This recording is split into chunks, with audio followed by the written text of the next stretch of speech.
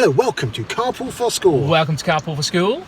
Episode 6. Sorry. Episode 6. Episode 6, yes, 6, Tim, of the Sam and Joe series, the Dream Team. Yes. Hello there. And this is a question for you, Sam. So in terms of the leaders out there in a particular school, and if they're in charge of the ITT programme or if they're the NQT coordinator, what advice would you give them?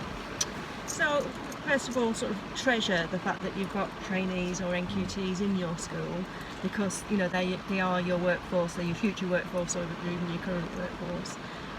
Remember what it felt like for you when you were learning, and the fact that you do need support and you do need understanding, and you do sometimes need a little quiet corner to go and kind of gather your thoughts in or words. Make sure you've got really high quality mentoring in place, both for trainees and for NQTs.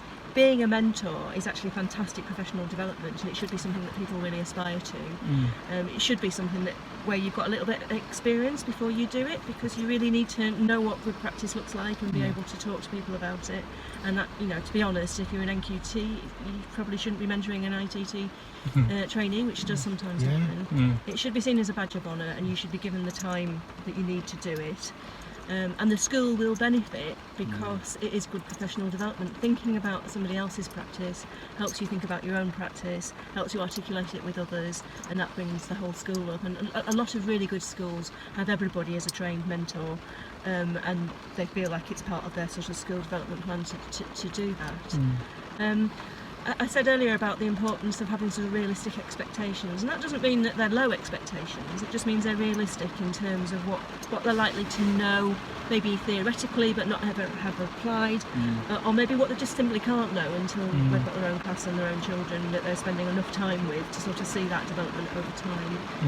I think it's also important that they get the opportunity to go to other schools and talk to other teachers, both trainee and NQT teachers, so they can have their own peer networks, but also just being able to compare different ways of doing things. In my NQT, I had a brilliant time because most Fridays I went to other schools in my local authority, and they're all different for good reasons, because of different contexts, different intakes and so on, different ways of approaching the curriculum, and you learn so much just from comparing and contrasting. It makes you come back and look at your own way of doing things and ask yourself, is it the best way or isn't it?